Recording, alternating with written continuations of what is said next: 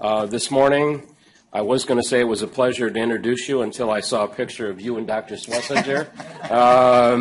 How rude. I have not rotated on 80 yet. Yeah, is that it? Yeah, and you may not.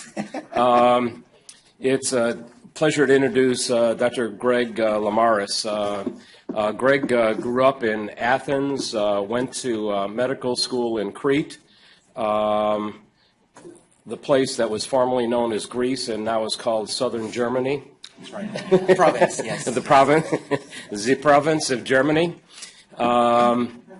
And then he did 2 years of research at MD Anderson, and now is a chief resident in our program. This morning he's going to be enlightening us about the management of chronic lower extremity ischemia. Thank you, sir. Dr. Lamaris. Good morning. Thank you. All right. All right, so we're going to be talking today about the management of chronic lower extremity. I guess that's it. The management of chronic lower extremity ischemia. So an outline of the presentation. We're going to start with some terminology, the demographics of the disease, then move on to the diagnosis, onto the medical management options with risk factor modification as well as the available pharmacologic treatments, and then from there we're going to move to the invasive therapy options, both for artery-iliac disease as well as infrainguinal disease. So starting with definitions and demographics for the peripheral arterial disease. First of all, peripheral arterial disease is an atherosclerotic process causing stenosis and occlusion of non-cerebral and non-coronary arteries. With regards to the prevalence, it's 10% worldwide, 15 to 20% in patients over 70 years. And with regards to definitions, it's usually referred to as either peripheral arterial disease or critical limb ischemia, which are different levels of the same disease process. Peripheral arterial disease is usually defined as an ankle brachial index of less than 0.9. An ABI of less than 0.9 is 95% sensitive for angiography positive peripheral arterial disease. And of course, the severity of symptoms is inversely proportional to the ABIs. Now, critical limb ischemia, it's a more advanced disease. It's defined as ABI of less than 0.4, and that's usually manifested with rest pain, non-healing ulcers of the foot, and frank gangrene. With regards to the natural history of the disease, of course, peripheral arterial disease is manifested by claudication. 7 to 15% of patients will develop with peripheral arterial disease will develop intermittent claudication within 5 years of diagnosis. 20 to 25% of them will experience further clinical deterioration. 1 to 3% will require major amputation within 5 years. So the number of patients that will eventually require an amputation after diagnosis of just peripheral arterial disease is really small. And usually the progression of the disease the disease does not progress gradually. So more than 50% of patients that do require amputation for critical limb ischemia had no symptoms 6 months earlier to that. Of patients that do have the critical limb ischemia, 50% will progress to major amputation at some point, and actually more than 25% will not survive to 1 year after the critical limb ischemia manifestation, secondary mostly to complications from their cardiovascular disease. Now, moving on to diagnosis. Of course, the diagnosis is initially clinical after careful H&P. We need to evaluate, of course, for other causes of lower extremity pain or ulceration. Differential diagnosis should include diabetic neuropathy, nerve root compression, peripheral neuropathy, or any type of vasculitis that could cause ulcerations. We need to get information with regards to the quality, the chronicity of pain, factors that make the pain worse or relieve the pain. And also it's extremely important to identify the known risk factors for the development of the progression of the disease, smoking, diabetes, hypertension, hyperlipidemia. Lab work that we should get at the first initial evaluation of patients, obviously CBC, platelets. We need a fasting lipid profile, glucose, and then and some studies to evaluate the renal function as well. Of course, all this is first of all to identify and document a baseline of cardiovascular risk factors such as the diabetes or the hyperlipidemia. And also it's very important to identify intrinsic kidney disease because several of our imaging studies are going to require loading with contrast, which further deteriorate the renal function. Essential importance, of course, for the vascular laboratory studies. We need to get segmental leg pressures, the ABIs, and then also pulse volume recordings, which they can be very sensitive in identifying both the specific segment and the severity of the arterial occlusive disease. Sometimes we also need to get exercise testing when the ABIs that we get at rest does not correlate with the clinical findings. And of course, in the measurements of ABIs before and after the walking on treadmill. Now, available imaging studies that we have, gold standard, of course, is the angiography, which gives us the opportunity to evaluate the entire arterial system and also get some hemodynamic and pressure information. We can see the flow characteristics above and below lesions of concern to see how much they affect the flow dynamics of the bloodstream. Of course, the drawback is that angiography is an invasive test. There is also a significant risk for morbidity and mortality. Non-invasive testing include the arterial duplex imaging, which has been described as being almost as sensitive as angiography, especially identifying lesions. No contrast is used, of course, and it can be used in conjunction with angio if we want to decrease the contrast load that the angio will require and optimize the planning for interventions. Duplex imaging is a limited study, of course, and can be even more limited in patients that have either ulcers or poor inflow, people that are morbidly obese or already have calcified vessels secondary to their diabetes. Of course, it's more difficult to evaluate lesions above the inguinal ligament. The MRA has been used more and more recently.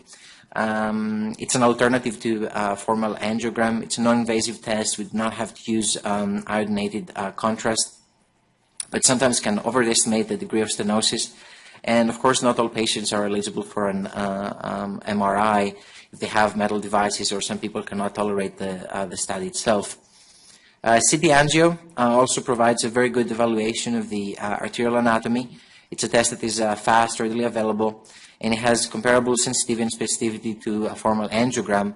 But of course, it does require large contrast bolus, and also the amount of radiation that people are getting exposed to is significant. Now, moving on to the management and starting with the conservative non-operative management.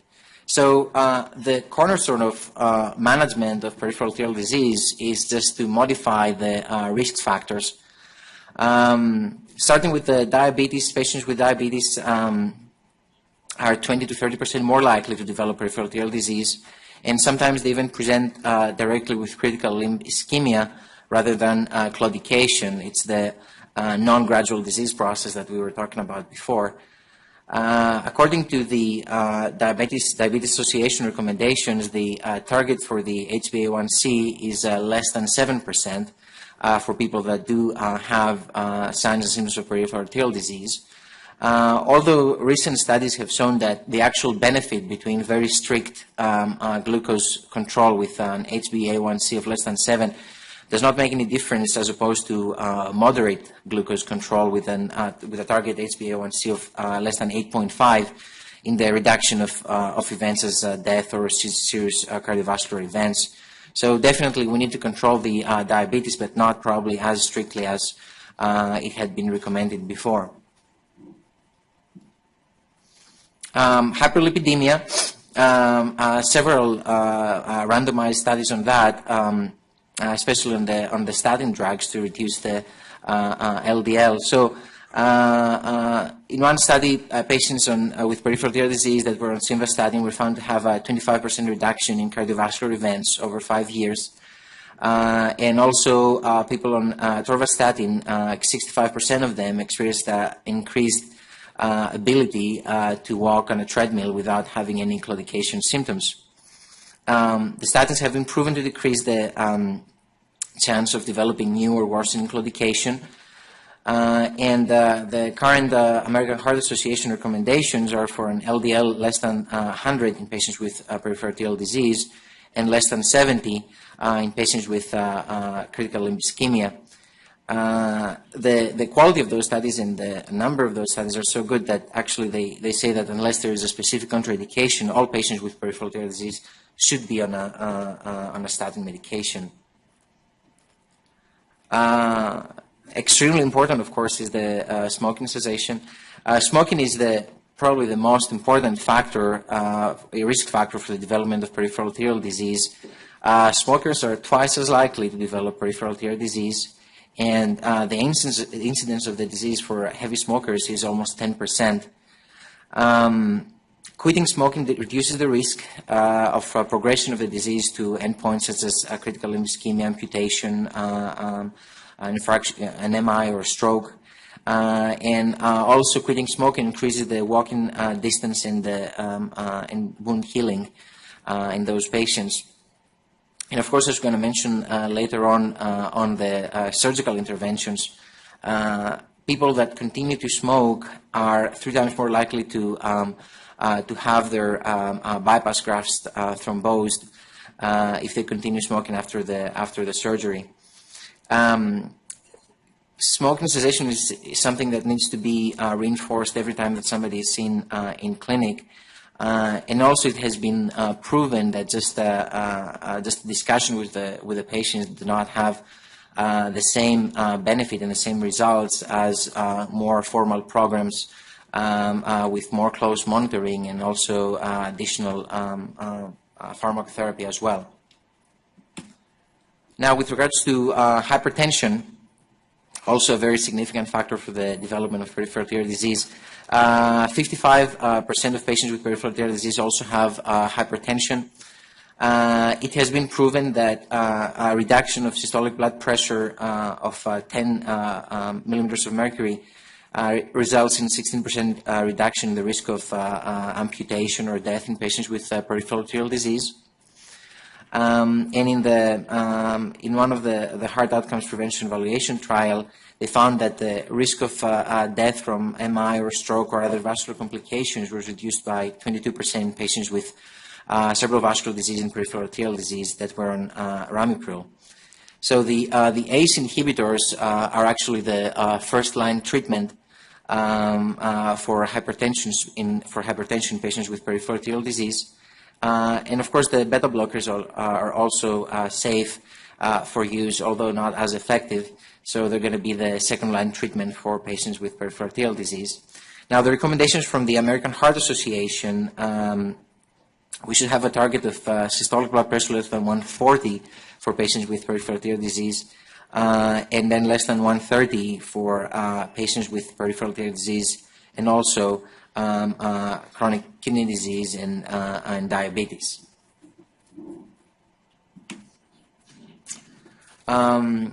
Also very important in the management is the antiplatelet therapy, aspirin or Plavix. Aspirin has been proven to have a 23% reduction in the risk for serious vascular events in patients with symptomatic peripheral arterial disease.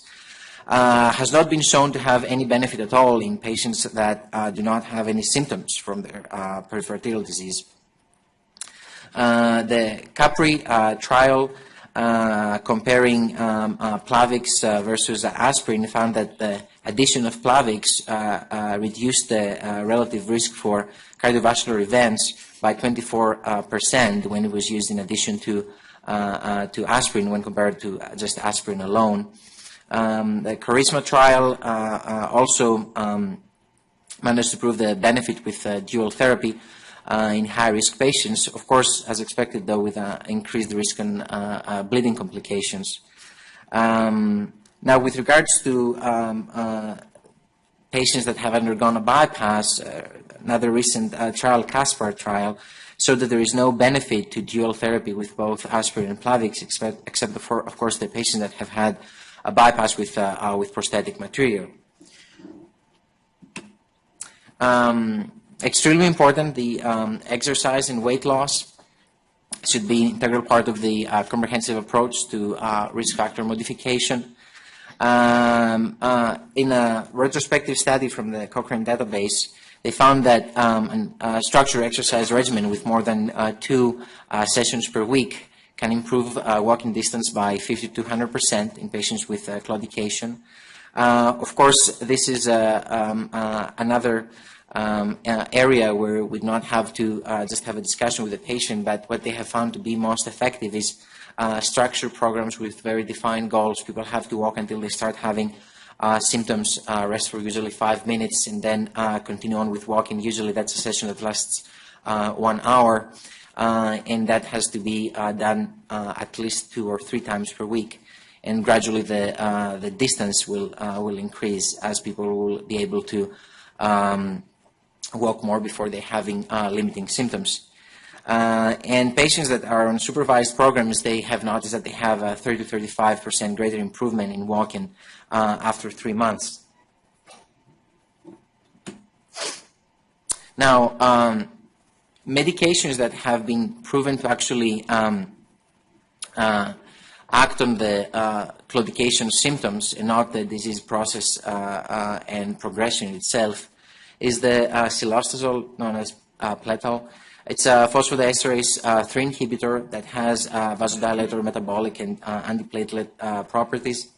And it has been proven to both increase the peak treadmill performance and also significantly improve the quality of life.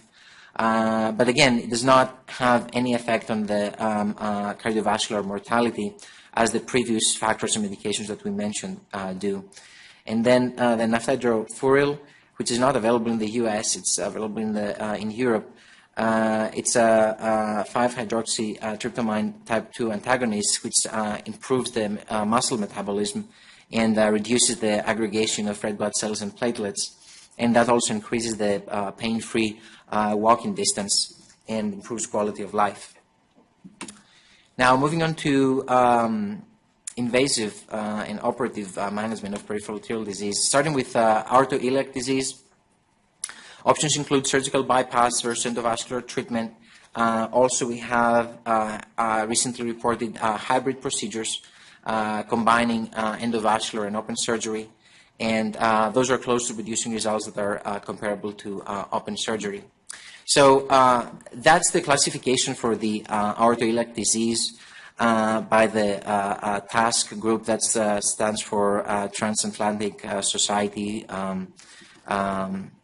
Consensus. So that's a committee with representatives from 16 different societies, so vascular surgery, cardiovascular surgery, cardiology, and interventional radiology. Their first set of recommendations was the first publication was in 2000, and they revised that in 2007. And their goal was to have to reach to a consensus between different specialties as to what is the classification of lesions and what is the optimal treatment in each case. So first, for aortoiliac disease, 4 different types of lesions. Type A, unilateral bilateral stenosis of the common iliac artery, or unilateral bilateral single short segment stenosis of the external iliac. For those lesions, endovascular therapy is what is recommended. For type B lesions, which is short segment stenosis in the infernal aorta, or unilateral common iliac artery, occlusion, and then single or multiple stenosis involving the external iliac but not extending to the common femoral artery. Endovascular therapy recommended for those lesions as well. For type C lesions, bilateral common iliac occlusions, or bilateral external iliac stenosis, or unilateral external iliac stenosis extending to the common femoral artery, or unilateral external iliac occlusion involving the origins of internal iliac and or the common femoral artery. Surgical therapy is the recommended treatment for those lesions, and then last is type D lesions with infrarenal arterial occlusion or more diffuse disease to include either bilateral common iliac and then extend to external iliac, or unilateral common iliac, external iliac arteries, and also iliac stenosis in patients with aortic infrarenal aortic aneurysms as well. In those patients as well, the preferred management is surgery. So starting with the available options for endovascular treatment. So endovascular treatment has worse long-term patency for diffuse aortic disease, but it's associated with less mortality and morbidity, and also faster return of normal activities and shorter hospitalization. The technical initial success for angioplasty for iliac stenosis exceeds 90%. And the 5-year patency is usually reported around 70%, which is slightly better in patients that have the procedure done for claudication and not critical ischemia. And that's the summary of it's like a retrospective review that that the task group did from all studies that they had with angioplasty in the iliac artery.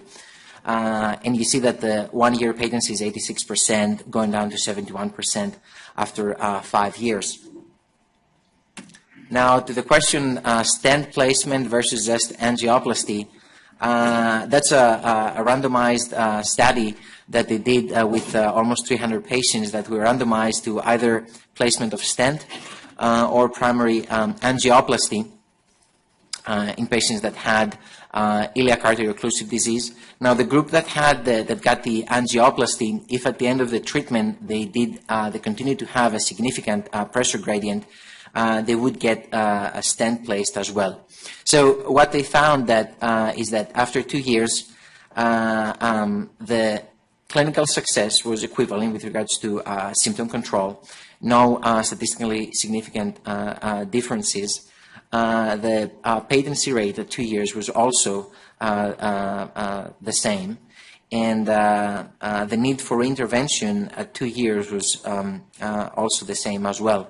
So they conclude that saying that there are no substantial differences in the technical results and clinical outcomes. So usually what we should do is just try first with the angioplasty and not go ahead and place a stent right away. Moving on to surgical treatment. So the bypass is the gold standard for the treatment of distal aortic and common iliac disease. The available materials, PTFE versus Dacron, they have been proven to be equivalent. And in patients that are poor surgical candidates or have contraindications to surgery, we can also do extra anatomic bypasses. In the pictures you can see the aortobifem, the femoral bypass, and then the other extra anatomic, the axillary femoral or axillary femoral bypass.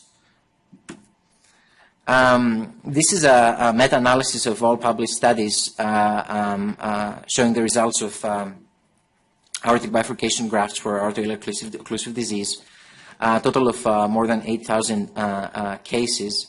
And you can see that the 5 and 10 year patency, it's 91% for people that had the procedure for claudication versus 87 for people that have critical ischemia, going down to 86 and 81% after 10 years. The extra anatomic bypass has significantly lower patency rates. So at 5 years, 51, 71, 75% for axillary femoral bypass and axillary femoral, and then just the femoral bypass. Now, moving on to infrainguinal disease. The endovascular therapy outcomes are less favorable than those achieved in the arteriolex segment. Initial success rates are still high, but the long-term success is not as good. And the intervention can include angioplasty or more extensive therapies as stenting, atherectomy, covered stent placement, and medical stenting as well. And as they state, one of the recent reviews on peripheral arterial disease, the variety of techniques and technologies available is just a testament to the inability of one technique to successful, long-lasting vascularization. So there are poor long-term results with all endovascular modalities. Again, from the task group, that's the certification for disease below the inguinal ligament. So type 1, single stenosis or occlusion in the superficial femoral artery. Endovascular therapy is recommended for those lesions. For type B is multiple lesions, but shorter length each. Single stenosis or occlusion less than 15 centimeters, not involving the popliteal artery, and then single or multiple lesions in the absence of continuous tibial vessels to improve inflow for distal bypass.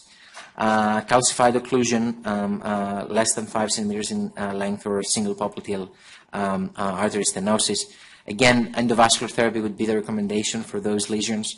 Type C, multiple stenosis, total more than 15 centimeters in the superficial femoral artery, or recurrent stenosis or occlusions that need treatment after 2 endovascular interventions.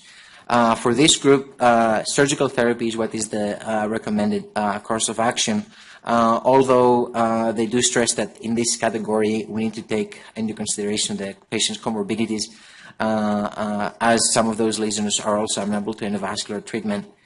And then type D lesions, it's chronic total occlusion in the common femoral artery or superficial femoral artery, and then chronic total occlusion of the popliteal artery and proximal trifurcation vessels.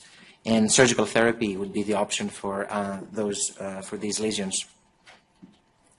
So starting with endovascular treatment, first of all, for disease in the SFA and popliteal artery, as we mentioned, low morbidity and mortality, and that's the preferred choice for limited disease, such as stenosis or occlusions up to 10 centimeters in length. That's a prospective study by Clark. They reported outcomes from 7 different institutions, total of 220 limbs, and they found that poor outflow, poor tibial runoff, and also diabetes, and American Heart Association functional class more than 1 were found to be independent factors limiting the long-term patency of interventions. The technical success that they had with angioplasty was 95%, and then, of course, the patency rates would be worse and worse every year, 87, 80, and 68% at first, second, or third year, respectively. Of course, though, this is a study that included most patients with peripheral arterial disease, and only 33% had actual critical limb ischemia, which gives an idea of how severe the disease was in these patients. Again, the question, stent versus stent placement versus angioplasty. This study is a meta-analysis of long-term results of PTA and stent implantation, a total of 19 studies. And they found that angioplasty and stent implantation for claudication and stenosis had similar long-term patency rates. But the stent implantation was more favorable for more severe disease of the femoral popliteal artery. So as you can see here on the tables, the patency rates 3 years after intervention are similar in the group that just for stenosis. So here 61 compared to 66. But in all other groups, the one for had the patients that had intervention for critical limb ischemia, or patients that had occlusion, the numbers are very different, and the stents do much better. So 43 versus 65% patency after 3 years, 48 versus 64, and then 30 versus 63. Another study comparing angioplasty versus stent placement. That's a prospective randomized trial comparing balloon angioplasty versus self-expanding nitinol stents in the SFA. 2-year follow-up, and they found that stenting was superior to angioplasty with respect to restenosis occurrence. At the same time, though, they did not find any statistically significant differences in the treadmill walking capacity, ABIs, or need for reintervention. And that's another study, another randomized study comparing again nitinol stents versus balloon angioplasty for lesions in the SFA and proximal popliteal artery. A total of 200 patients. Patients that had SFA and popliteal artery lesions randomized to either implantation of nitinol stents or angioplasty. So acute lesion success was superior in the stent group, 96 versus 84%. And then 12-month freedom from need for revascularization was better for the stent group. And also the patency at the level of intervention based on ultrasound was better for the stent group 12 months later. And also they did find a difference in the 3-year follow-up mark, where they found that the people that had the stent did not need to have any other procedures for revascularization. So the latest recommendations are that for short lesions, angioplasty has reasonable results, but longer lesions, primary stent placement is appropriate. And of course, the placement of stents is indicated for acute failure of angioplasty, especially on superficial femoral artery lesions. Also, we have to mention here that people that do get angioplasty or stent placement, they need to be on medical treatment with aspirin or Plavix, both to prevent early failure secondary to thrombosis, and usually they have to be on lifelong antiplatelet medication. All of them, of course, are heparinized during the intervention. Now, moving more distally to infrapopliteal disease, endovascular procedures usually are indicated on that level for limb salvage, not for claudication. And the angioplasty is recommended in patients where the inline flow to the foot can be reestablished without intervention, and also there are no significant comorbidities. Very good technical success and clinical success as well. And predictors of successful outcome include a shorter length of occlusion and, of course, the lesser number of vessels treated. This is a meta-analysis of angioplasty in the infrapopliteal level for critical limb ischemia. And we can see that the primary patency and durability of the angioplasty is inferior to bypass. So, but at the same time, the limb salvage rates are comparable. So both the primary patency, secondary patency, in all follow-up intervals, the patients that did get a bypass did much better with regards to the patients that did get that just got the angioplasty, but that was not reflected on the percentage of limbs that were salvaged from the intervention. Additional modalities, the atherectomy, which has had an emerging role for complex lesions. The advantage, of course, is removing atherosclerotic or intimal hyperplastic lesions without the disadvantage of the foreign body as a stent, especially in areas where that could be problematic, like, for example, the knee joint. And, of course, the atherectomy does not preclude reintervention in the future, either in the form of an angioplasty or in the form of a bypass. Several products have very fancy names: the Silverhawk, the Jetstream, the Diamondback. I'm not going to go into more details about those to prevent any overlap with the Grand Rounds talk next week about just the endovascular modalities for treatment. Other modalities available are covered stents. The advantage is that they can be utilized for treatment of disease in SFA and popliteal artery, and they inhibit the intimal hyperplasia through the interstices of the stent. But of course, the restenosis can occur at the edges of the stent. Also, drug-eluting stents are available too. Paclitaxel eluting stents have been shown to be superior to angioplasty and bare metal stents in femoral popliteal disease. That's a randomized study there that they found that essentially they had people that would either get randomized to either drug-eluting stent or angioplasty, and then of the people that were randomized to the angioplasty group, whenever they had an acute failure of the angioplasty, that group would be further randomized to either the drug-eluting stent or a bare metal stent.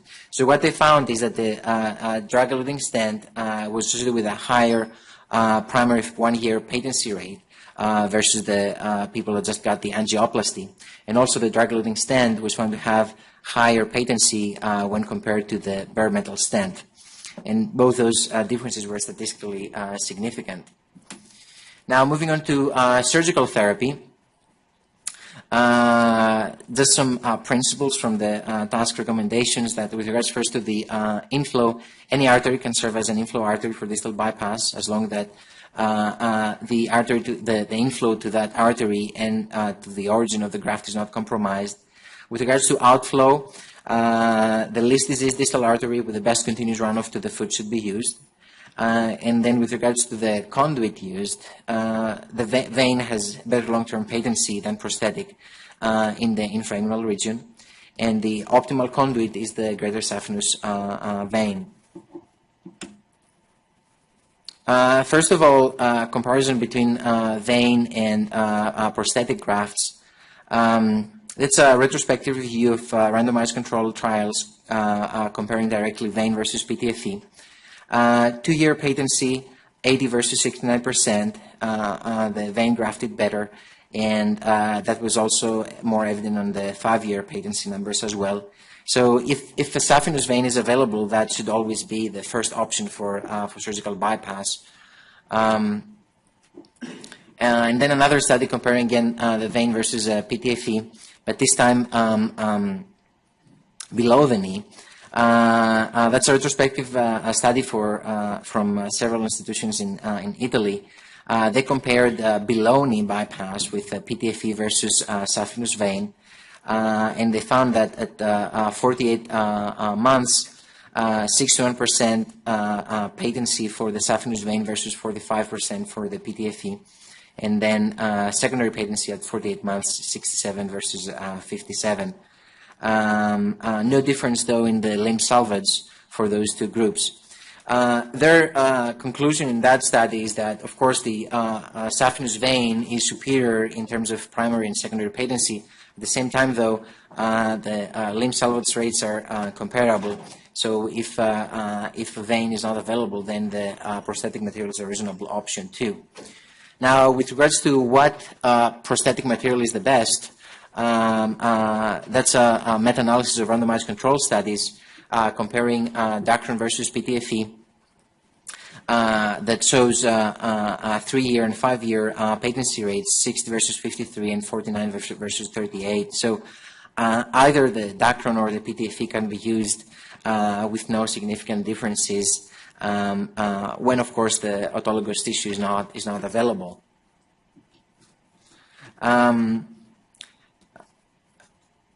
All those patients that do end up getting a bypass procedure, they do need adjuvant therapy to improve patency rate following lower extremity bypasses. The antiplatelet agents, aspirin or Plavix, have a beneficial effect that is greater in prosthetic than in autogenous conduits. And of course, the antiplatelet therapy should be started preoperatively and then continued indefinitely after an endovascular or surgical procedure. That's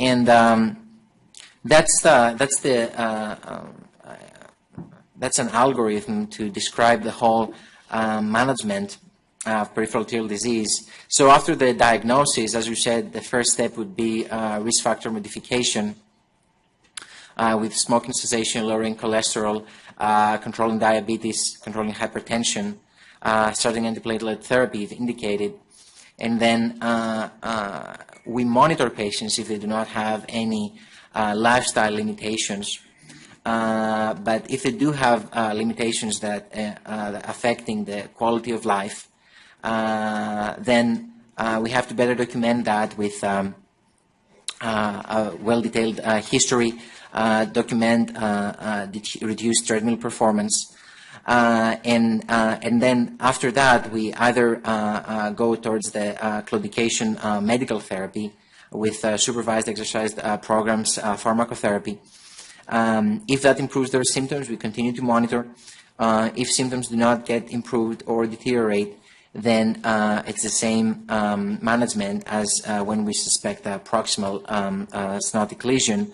First, localizing the lesion with the imaging modalities that we mentioned, angiography, MRA, CT angio, ultrasound, or hemodynamic localization, and then, if needed, to proceed with revascularization, either endovascular or surgical.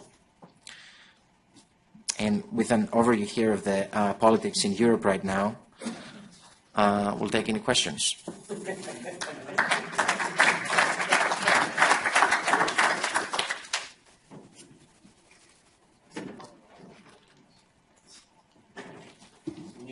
Decipher the flags for us. Well, I do not know all of them. I know that Greece is right here.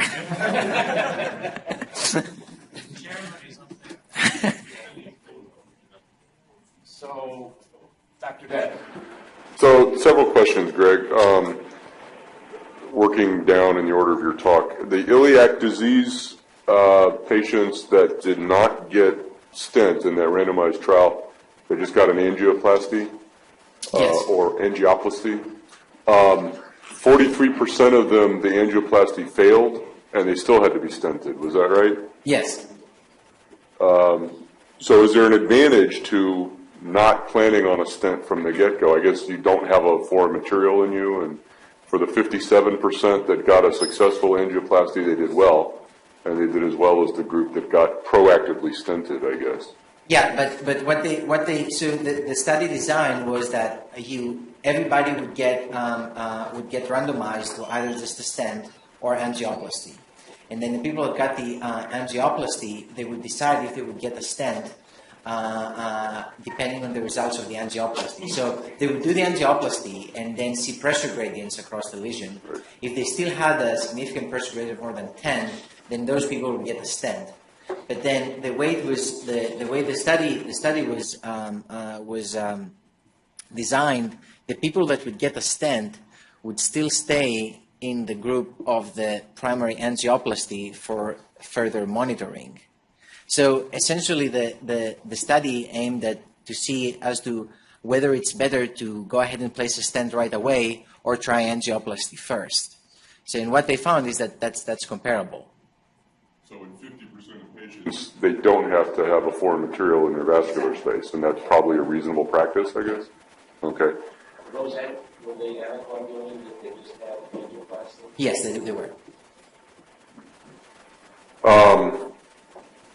And then the task recommendations that you quoted on multiple slides, you didn't really go into kind of how they decided on these things. And I guess what I'm getting, because you kind of mentioned on one of them that you said, for example, somebody who's in the open group, but if they have medical comorbidities and wouldn't tolerate an open procedure, you might do a minimally invasive intervention in them instead. Yeah, that's for the type C infrainguinal disease. So in the whole paper for all the recommendations, they do stratify the recommendations based on the quality of available data. Especially for the infrainguinal disease, especially the lower the level, there's a very small number of very good quality studies. So the majority of the recommendations at that level is mostly an agreement from essentially personal experience of the specialists that met from the different societies. So they all reached to an agreement. But they very clearly specify in their recommendations that those are just based on mostly personal experience of experts and not well-designed randomized trials. Okay. So that leads to my next question. At one point, as you were going over the interventional options, the minimally invasive interventional options down infrainguinal, it made me wonder, should you ever do an open bypass for infrainguinal disease? So I think because some of your data suggested that the outcomes are equivalent even at 3 years, which is really about what you get out of a infrainguinal bypass. I think it's part of a stepwise approach. So because everybody that has either critical limb ischemia, non-healing ulcer, they will start with an angiogram. Even if you start with a CT angio, in real life you will get a formal angiogram. And then when somebody sees the lesions in the angiogram, if there is a good runoff vessel, it's very reasonable to try atherectomy or angioplasty and see if we can improve the blood flow to heal that wound. Now, if that is not possible, there's no way with angioplasty alone or with a stent or with atherectomy to improve blood flow there. Then your only option would be a bypass. So I think it's more of a stepwise approach than see a lesion on CT angio and just go straight to a bypass. Okay, and you suggested, and I think I've seen it as kind of being the practice of our vascular surgeons now, I guess you don't have to use the common femoral as inflow anymore, because, I mean, when I was in training, that was kind of the gold standard for everybody. So all vessels can be used as inflow vessels, right, so you can do as long as you have sufficient flow. Right, so you can do a pop to posterior tib if all your disease is at the trifurcation. I've not seen studies with a level lower than the popliteal, though. You do have. There is a Cochrane meta-analysis of several studies that they found, especially for venous bypasses, to see which were the factors that would affect the long-term patency of the graft. And they found that the inflow vessel did make a difference. The common femoral artery did better than the superficial femoral artery and did better than the popliteal. Of course, all of them are viable options depending on what you have available. The other option, the other factor that they found to affect would be the diameter of the graft. They found that if a vein is more than 3.5 millimeters in diameter, that definitely affects the patency rate.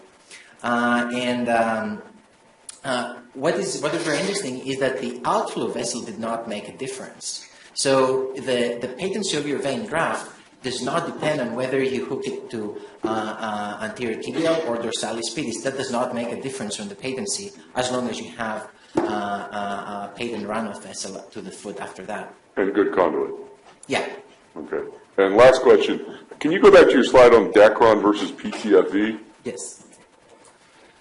Let's see. Oh.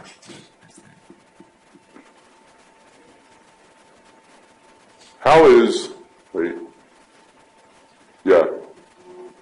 So that's 7 meta-analyses with 49 versus 38% at 5 years, and that's not statistically significant?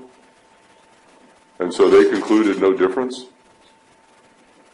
Yes. That's got to be a very small number of patients. I mean, for that 10% difference to not be statistically significant. I do not remember the numbers of that. Okay. I generally try to respect statistics, but I think I want Dacron if I need that. Is all I'm saying. All right, that's all I've got. Thank you. Good job. Dr. Rogers. I think we should mention the name of Julio Palmaz.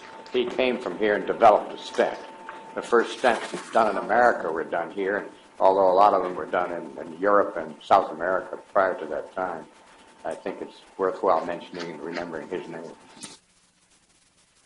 He started his research in California with Stu Reuter, the chairman, who then recruited him here, though, correct? Craig? What about drug-eluting stents? Do they really use them? I know when our cardiologists use them, it seems counterintuitive, but those people are anticoagulated for a year. They do compared have to 6 months with the they non-drug-eluting. do have some studies with drug-eluting stents. We mentioned a couple with the paclitaxel eluting stents. They appear to be a promising option. What about our vascular surgeons? Gene Strandis from Seattle was the first person to really push non-invasive evaluations with Doppler ultrasonography 40 years ago. Dr. Schlesinger worked in his lab in high school. And at that time, during our residencies, we talked about it, we did it, but then we still did an invasive procedure. So do our guys ever rely on what they see? Or Usually, from what we do in the clinic, we mostly rely on the ultrasound. So you can measure with the duplex ultrasound. You can see the velocities before and after the stent, or before and after the area where you have intervened. And if you do see a change in the velocity, that shows you that probably there's a possibility for restenosis, and that would prompt you to do a more invasive study, as you said. So they do use it, but does anybody go to the operating room without a CTA or an MRI? No, I would not think so. Dr. Ray, you want to How do you manage a patient with infragenicular disease, with no runoff, no posterior tip, no anterior tip, no perineal, just collaterals, and he's going to lose his toe. The heel is fine, but the toes he's going to lose. How do you manage this one? Would you sympathectomy him? Would you do sympathectomy in him? Does it have any value? He sweats. He sweats. He's not diabetic. He sweats. Well, if you cannot revascularize a limb with either endovascular treatment, if you not have a distal target for a bypass, then essentially there's nothing you can do from the vascular surgery standpoint to improve the flow to that limb. Now, the next option, which it's a viable option, of course, in all patients, is whether to try other modalities like just wound care or hyperbaric oxygen that can improve the oxygen supply in the area and try to heal that wound. And if nothing fails, then the natural course would be either this lesion to develop into dry gangrene and then auto-amputate, or develop into an infection that can progress into a systemic infection, in which case you will have to proceed with an amputation. I don't think you're covered. You have that smile that says that. You let the toes mummify and fall off their shoes. No, we're not talking about diabetic people. They have a dry gangrene, the toes will fall in bed, you don't worry about this. We're talking about somebody non-diabetic. No runoff, infragenicular. And the toes are ischemic. He can't walk, he's tender, burn. Would you sympathectomy him? What's the role? And he sweats. He sweat. I do not know that. None for the past 30 years. Because there are cases in the literature. If you talk to the people, that they do. This is the only time where sympathectomy can help. Not the heel. Forget the heel. He's going to lose his foot. But for the toes? Yes. You get asked that question on your oral exam, you're screwed. But Not you personally, everybody. And it shows the age of the examiner. All right, let's proceed with morbidity, mortality. Dr. E. Thank you.